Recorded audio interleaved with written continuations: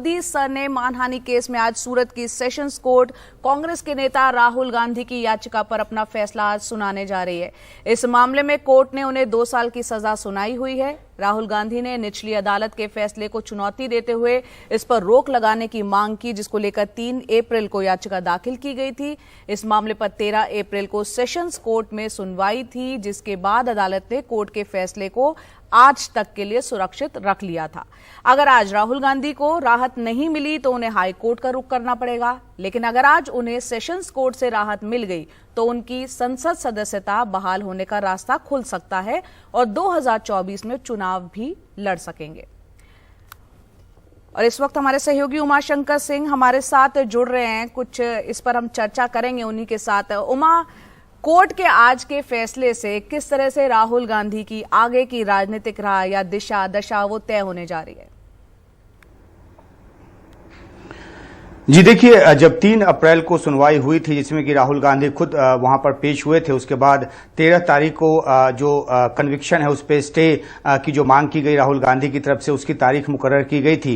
राहुल गांधी को physically present होने से छूट मिल गई थी, इसलिए 13 अप्रैल को वो सूरत के सेशंस कोर्ट में नहीं गए और जो जिरा है, जो सुनवाई है दोनों पक्षों की, वो 13 तारीख को ही पूरी हो गई और आज उसका फैसला आना है। जो हमें जानकारी मिली है उसमें मुख्य तौर पर जो पूर्णेश मोदी हैं, जिन्होंने ये शिकायत की हुई है, उनकी तरफ से दलील दी गई कि राहुल गांधी ने माफी नहीं मांगी और वो एक जिद्दी किस्म के इंसान हैं और इस वजह से उन्होंने जो बयान दिया था उसकी वजह से जो मोदी समाज है उसका काफी जो मानहानि है वो हुआ है। हालांकि राहुल गांधी के वकीलों की तरफ से इस बात की दलील दी गई कि किस तरीके से जो अलग अलग मोदी सरनेम है उसमें उसकी उत्पत्ति क्या है, उसमें अंतर क्या है, और इन सब बातों के जरिए यह साबित करने की कोशिश की गई है कि ये महज सरनेम है, इसका किसी समुदाय से कोई लेना देना नहीं है। जो जानकारी वहां जो पत्रकार जो हैं उनके जरिए जो हमें जानकारी मिली है उसके हवाले से कहा गया है कि ये दलील मोटे तौर पे राहुल गांधी की तरफ से रखी गई।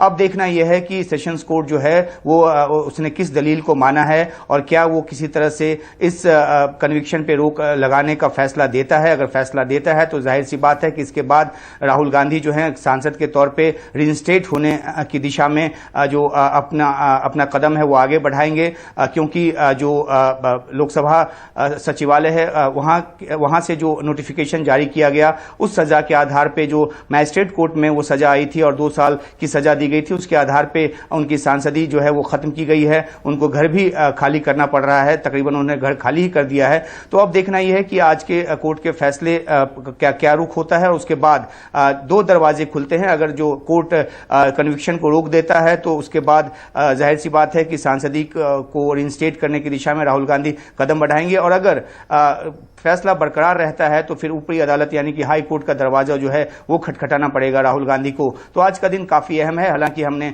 कुछ कांग्रेस के नेताओं से बात की, उनका बहुत ज्यादा उनको भरोसा नहीं है कि कोई उनको राहत मिल पाएगी, लेकिन फिर भी क्योंकि मामला अदालत का है इसलिए अदालत का फैसला जो कि 11 बजे के बाद कभी भी आ सकता है, तो उस फैसले का इंतजार सभी को है। जया, बिल्कुल उस फैसले का इंतजार है और 11 बजे के बाद कभी भी फैसला आ सकता है और बिना किसी अनुमान लगाए इस पर हम फिर से तब चर्चा करेंगे जब फैसला आ जाएगा।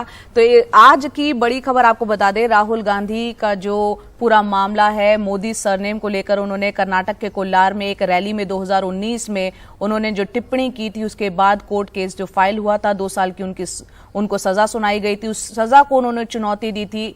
सेशंस कोर्ट ने अपने फैसले को सुरक्षित रख लिया था। आज उस पर फैसला आना है। अब देखना होगा कि सजा बरकरार रहती है या फिर उसको खारिज कर दिया जाता है। उससे एक राजनीतिक भविष्य राहुल गांधी का कहीं ना कहीं क्या रहने वाला है उसका अंदेशा आज हो जाएगा।